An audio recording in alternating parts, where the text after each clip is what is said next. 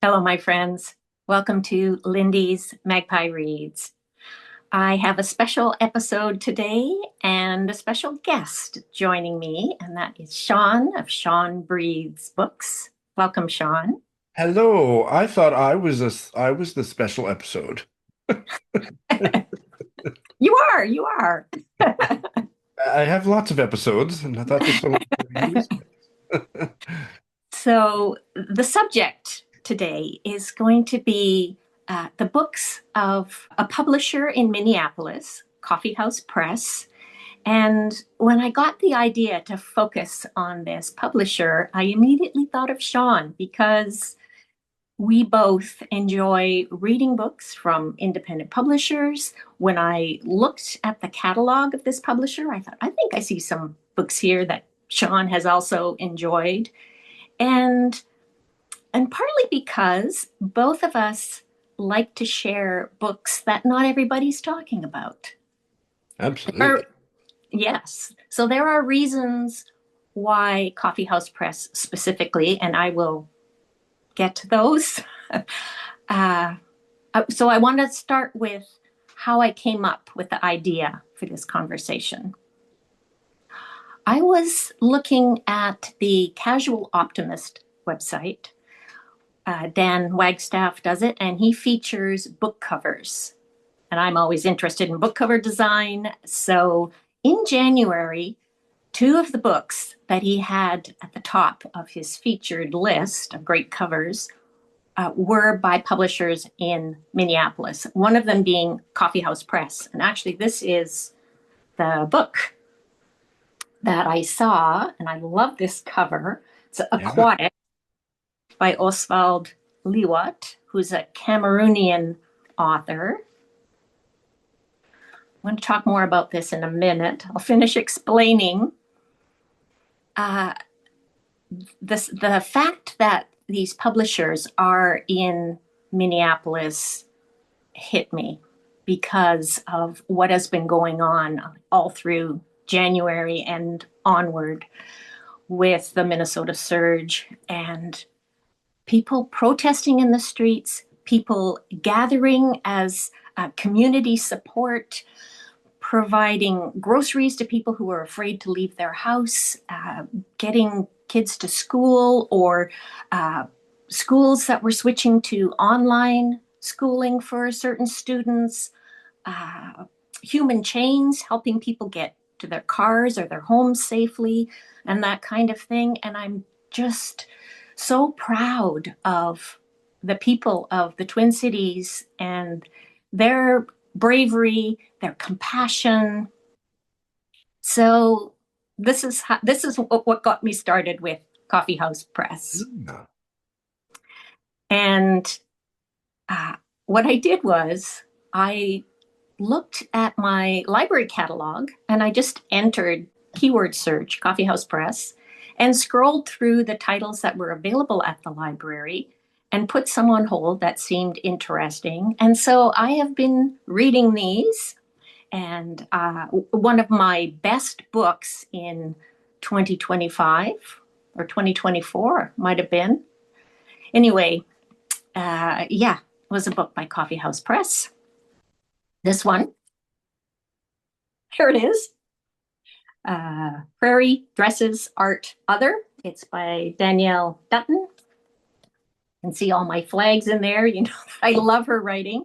And this is one that I actually have on my shelves because it's just so good and I'm not going to get rid of it. I read so much, Sean, you know this, that my house would be made of books if I kept everything that I read. I'm so grateful to have a great library that I can borrow books from. Often, when I read a book, I find a new home for it if it's one that I've purchased. I've been quite the beneficiary of that system. Actually, I have, as you know, I've been a beneficiary as well in the opposite direction. That's right. When I was browsing through my shelves looking for the little colophon on the spine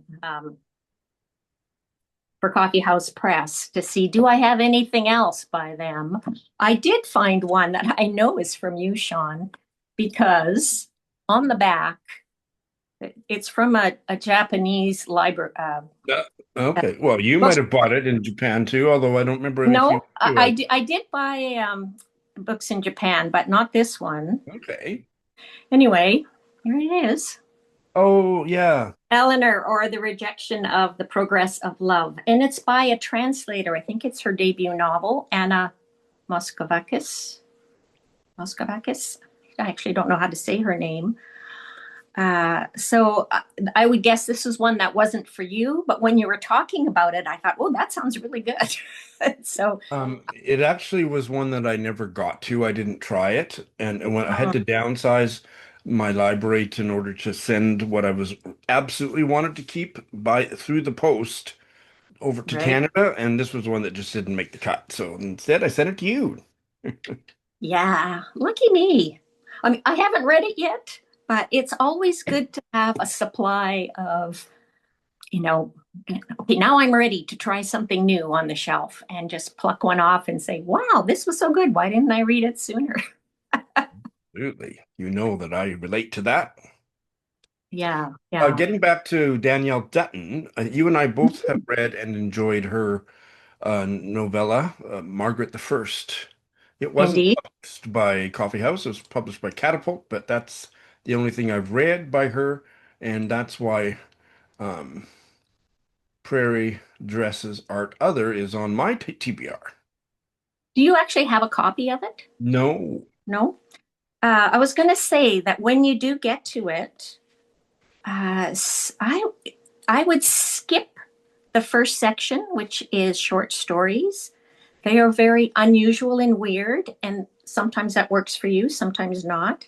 right? But the next section, dresses, is so wonderful, and I think you will like this. It's a collection of 66 excerpts from all kinds of literature, including Jane Eyre, and there's a Mavis Gallant short story.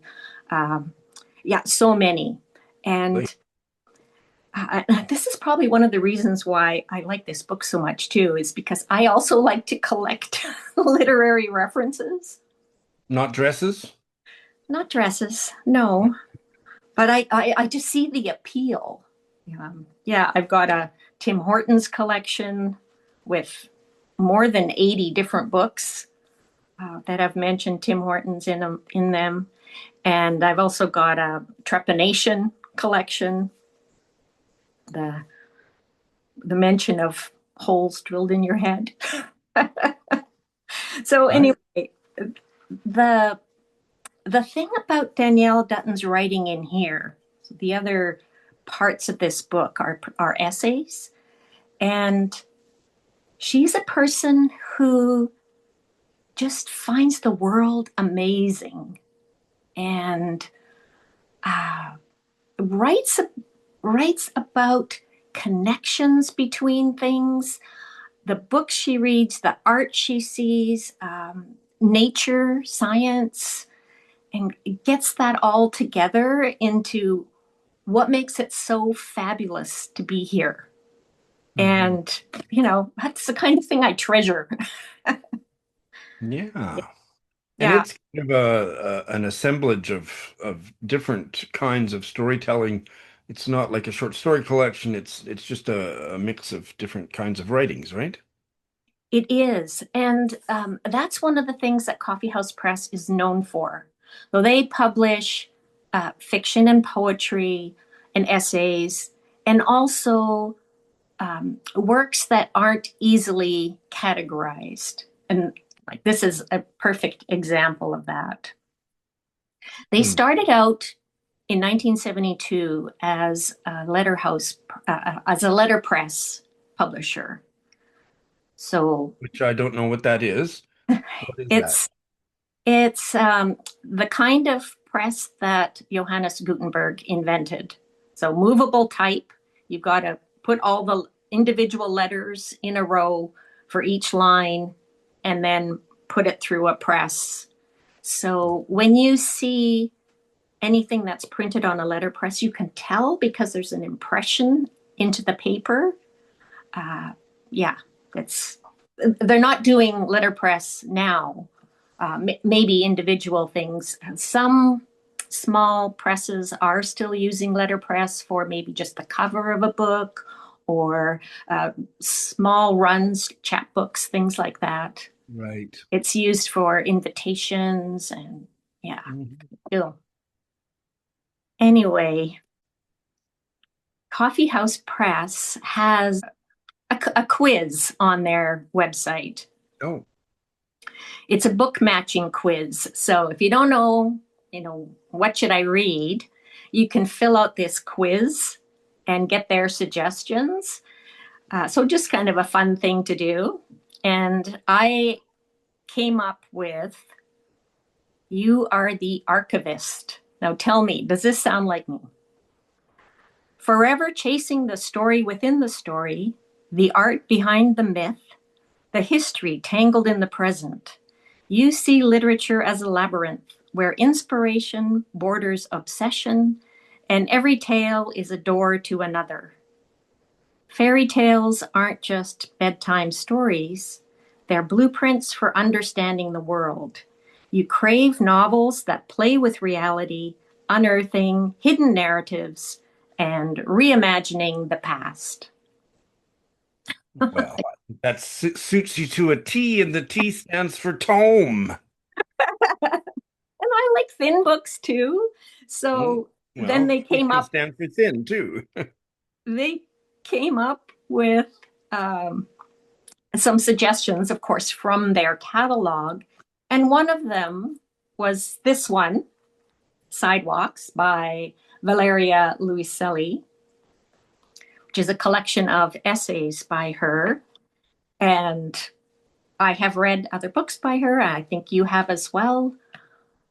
Uh, Not no, successfully. She's not a writer for no. me, but Ah, okay. she's the writer for almost everybody else who reads books. Well, so this one is a collection of essays, and there I've read a couple of them so far. One of them that's a manifesto for the bicycle, I loved. Another one about maps and how they started putting that map on the seat back of your in your airplane, and you're in the minuscule little plane going over the map of the world and how slowly it's advancing. I could identify. But a previous book that I've read of hers that's also published by Coffee House Press is Tell Me How It Ends, an essay in 40 questions. And this really meshes well also with what's going on now in Minneapolis, because it's about her translating for undocumented Latin American immigrant children. Right. That's right. And, what really comes through is the reality of fear and racism in their home countries and also in the US. Like, you can't win. Yes. Just it's so moving. It's a really good piece of work. And I'm looking forward to reading the rest of Sidewalks as well. Yeah. Hmm. I have read two books that I really enjoyed from Coffee House Press. And the first one, 7 or 8 years ago, this novel, and this is the only hardcover I've seen. Have you seen hardcovers? Many hardcovers from Coffee House Press. No.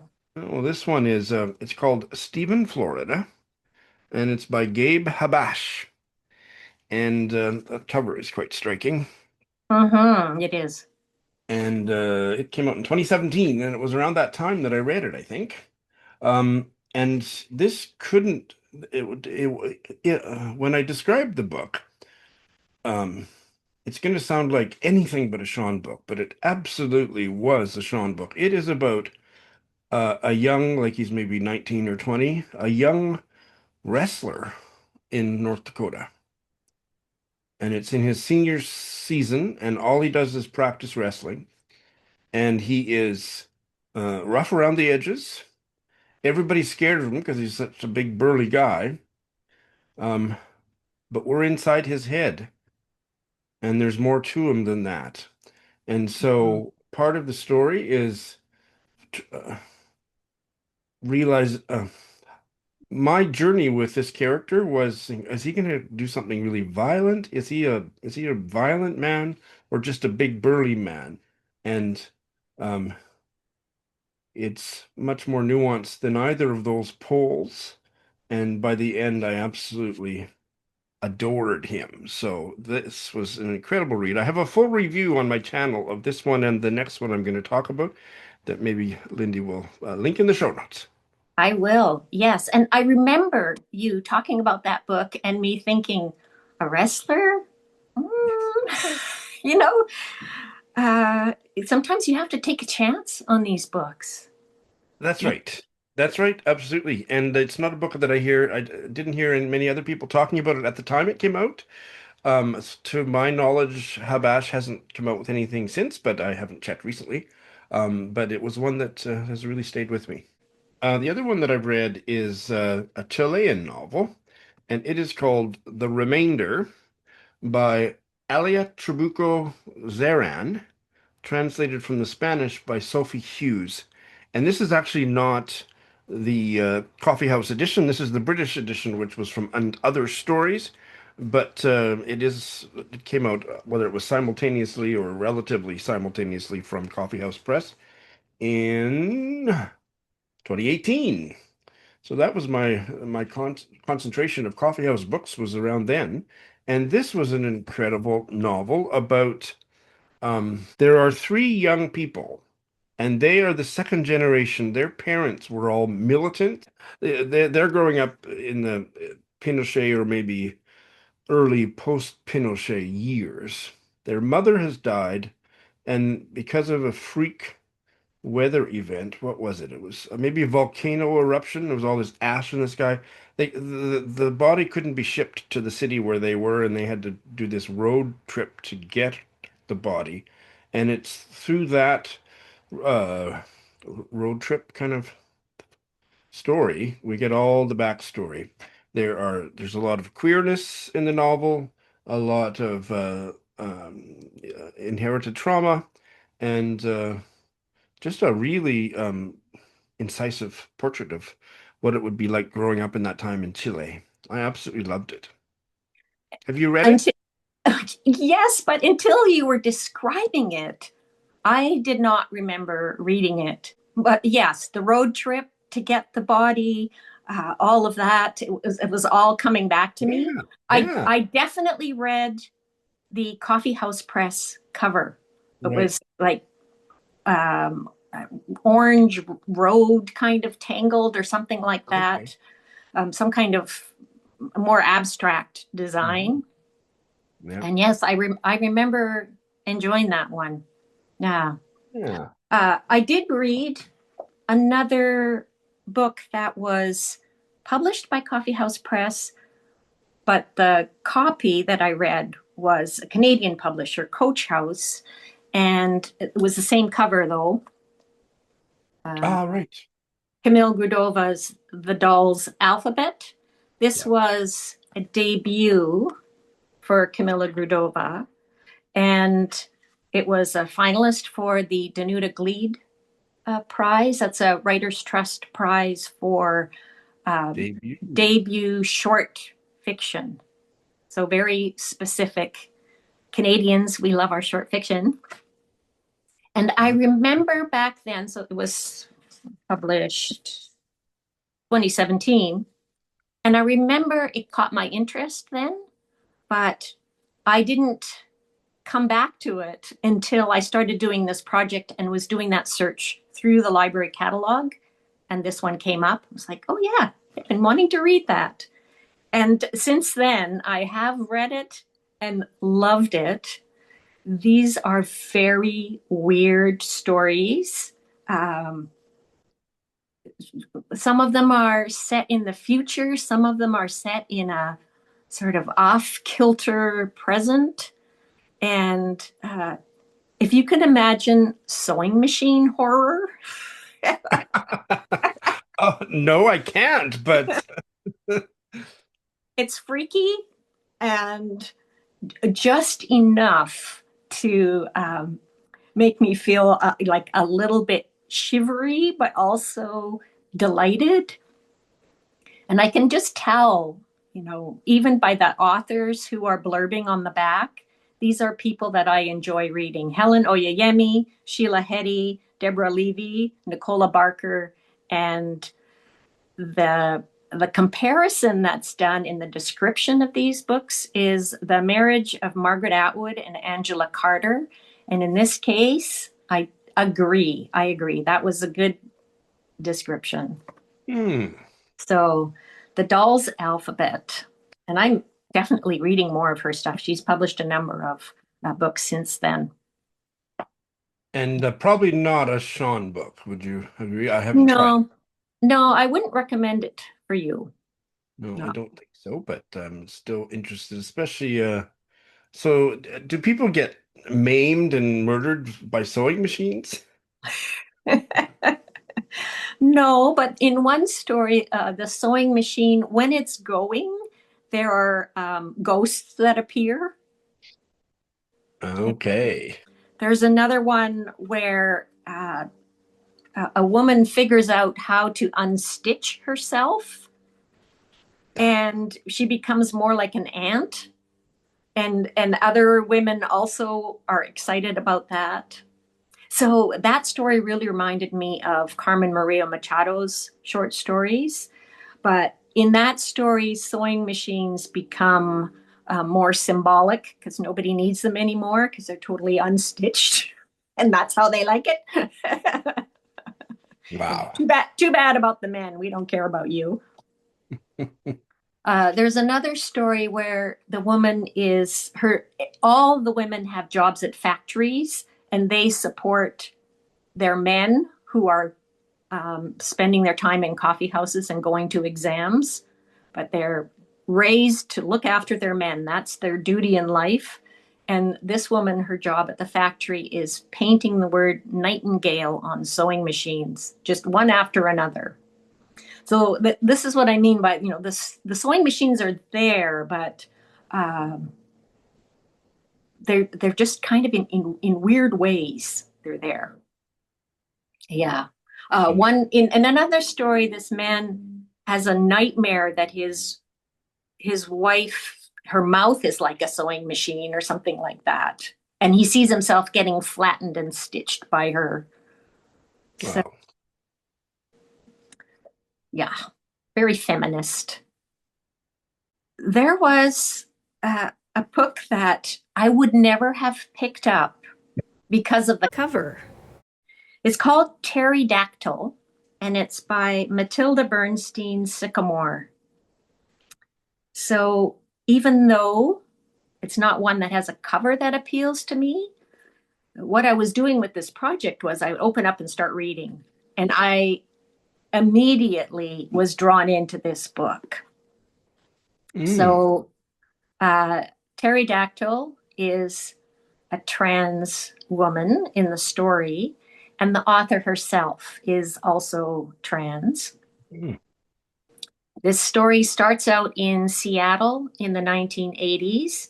Terry is being raised by two lesbian mothers, and uh, during the 1980s, when she's around 12, so many of her adult friends, because her mothers have lots of gay male friends, and so many of them are dying. Right. And she later moves to New York City, becomes a club kid, loves to dress up in the most outlandish kinds of outfits, and she ends up working at an art gallery.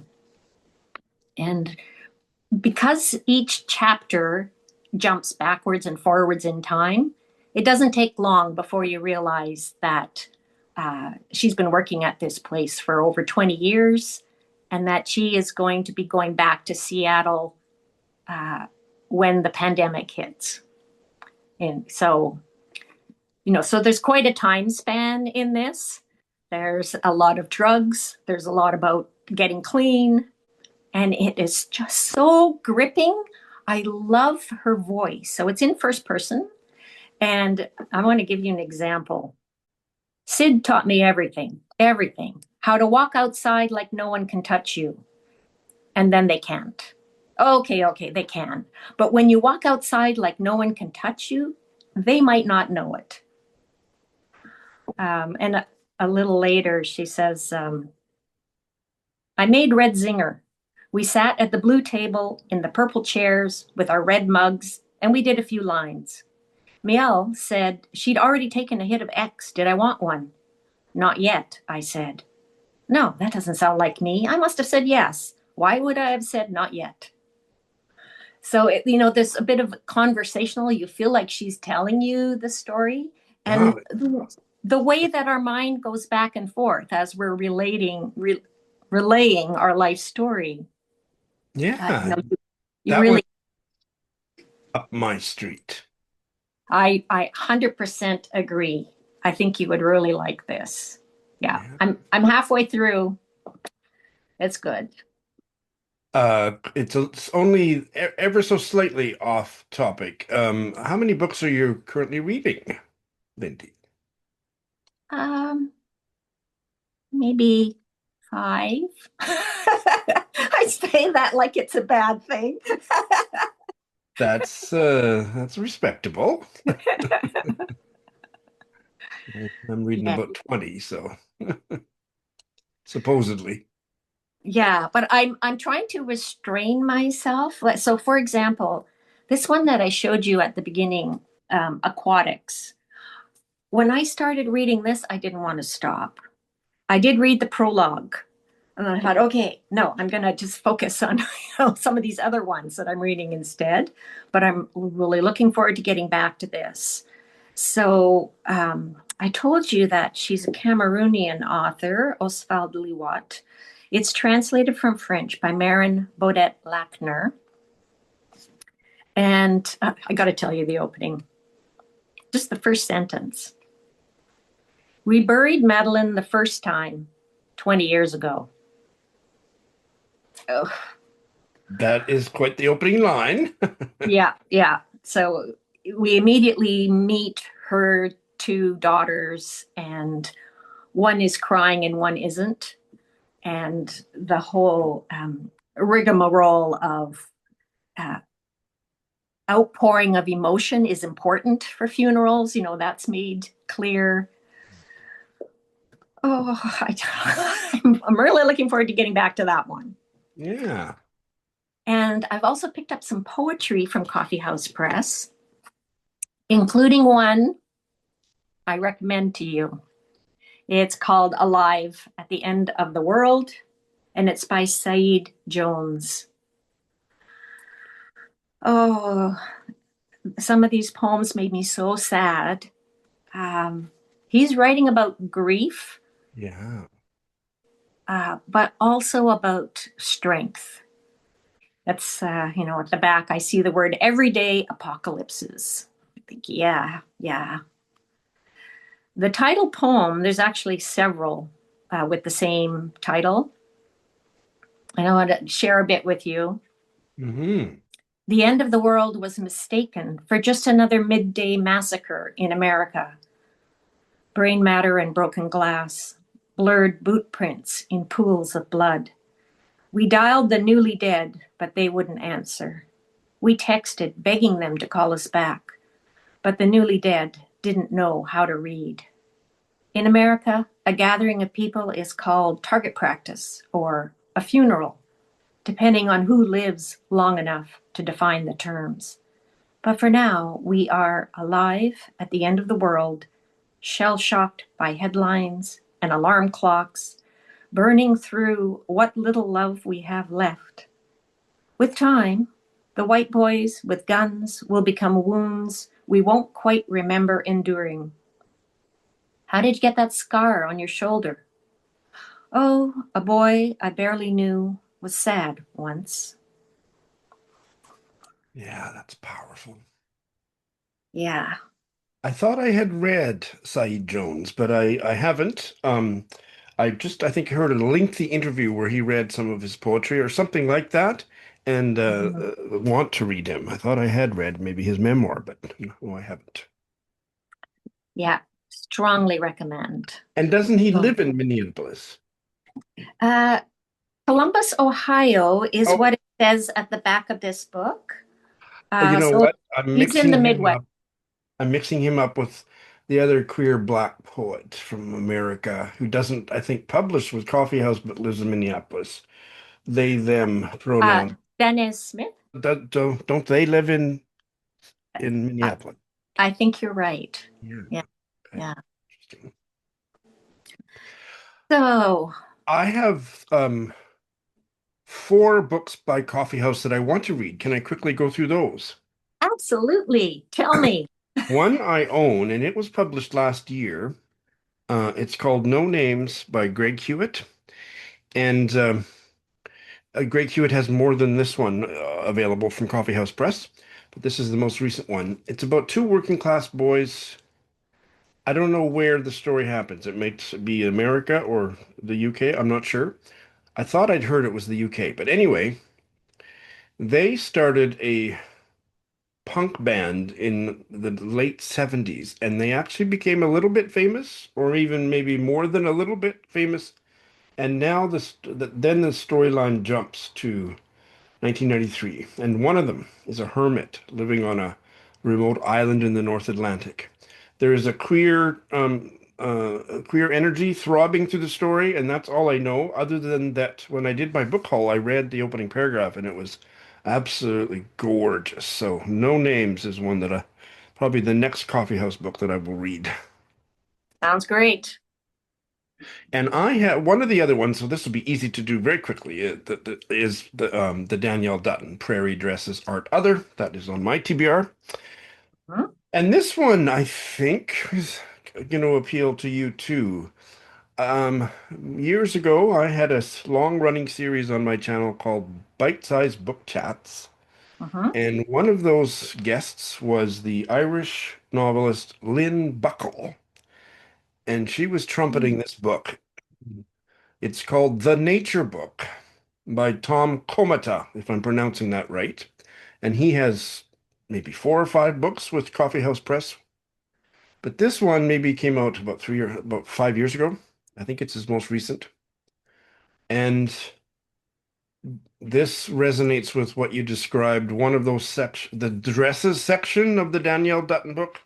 Mhm. The book is a stitching together of nature writing passages from dozens of works of literature, Mhm. seamlessly stitched together and telling a new story. And it's impossible to tell. There's no, there may be a list in the back of the book about which books they came from, but Mhm. there may not be. But otherwise, you're not being told where these excerpts come from, and you probably can't help being curious about where one stops and the other one starts, but it's really hard to because it's done so seamlessly and it does tell a story. The Nature Book by Tom Komata. Okay, okay, I'm totally intrigued. You know, Yeah. that does make me think of Jordan Abel's book, Empty Spaces. Okay, I haven't read it yet. Hmm. Okay, nature book. And there's a bunch of others by Tom Komata. And maybe I'll send you the link if you don't mind including it to the chat with Lynn Buckle because Hmm. she described it beautifully. And the last one I have is it came out in like 2008 from Coffee House Press, and it's an earlier novel by a writer that I've interviewed several times on my channel. She is the queer American British writer Ellen Hawley, and she had a book published by Coffee House called Open Line. And all I know about it is that it's a novel that the protagonist is an open, what do you call that? Just a sec. Oh, just a late night radio host. I don't know if it's talk radio or I can't remember those details, but in Minneapolis, and Hmm. that's all I know. So I'd like to try that. Yeah, it seems like that's an old-timey sort of thing, and yet it's within my lifetime that I That's remember right. That's uh, right. listening to the radio at night and hearing people call in. I will say one thing more about Ellen Holly, and it's not published by Coffee House, but if you only read one book by Ellen Holly, it must be her novel published in the UK, but widely available everywhere, I think. Other People Manage. It's just it's a stunning short novel with such an impact. Beautiful, beautiful, beautiful. So All right, other people manage. we have Okay, been Sean, talking. tell me about forthcoming. There is one coming out. Let's see, when is it coming out? It's coming out in May from Coffee House Press. It's called, got a great title, Electric Shamans at the Festival of the Sun. And it's by Monica Ojeda. She is an Ecuadorian writer, and this was translated from the Spanish by Sarah Booker. And with a title like that, what is it about? It's set in the near future. A pair of best friends flee their hometown in Ecuador to attend a solar noise festival, a week-long retro-futuristic gathering at the foot of an active volcano. What more do you need to know about that, eh? Yeah, yeah, and that title, fabulous title. And people might recognize the name of her most recent book before this, Jawbone by Monica Ojeda. Also, I believe from Coffee House Press. Hey, yes, that one has got a kind of a disturbing cover, and yet there's something that kind of draws me in about Jawbone. Hmm, Yeah. yeah, interesting. I almost forgot. I do have another coffee house press, and it is hardcover. It's the Artist Library Field Guide. Oh, Well, two people put it together, Laura Damon Moore and Aaron Badikiefer. And it is a collection of projects that artists did in conjunction with their library. So all kinds of different things. So there's black and white images in here. The chapter titles give you an idea. Exploring the library as a subject, finding inspiration in library collections, using the library for creative research, using the oh, library as a space to work, and the library as an arts venue, and so on. So, for example, one of the artists in here in Australia, and I've got my cat got come to see me. One of the artists in Australia, Chris Gull, he came up with this idea that in the library's book return, that they make three separate slots. One labeled "Love this book," one labeled "Didn't read it," and one something like "It was okay" or something like that. And then the library could use the books that were returned in the Love This Book to put on display to say other people love this book, which is, I think that's genius. Yeah. that is great. Nice to have a system. Yes. But also, yeah, it's more interaction, I guess, with um, what you read and knowing that the books that you're putting in there, you're also going to be recommending to other people. Yeah, which is what we do here on our channel. Talk And about when book reading. published? When was it published? Um, 2014. Oh, okay. Yeah, no, I never hadn't heard of that one.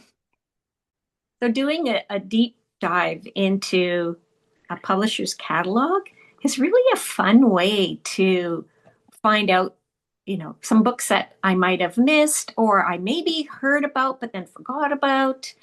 And, taking stuff out from the library and sampling, it's a great way to find good books.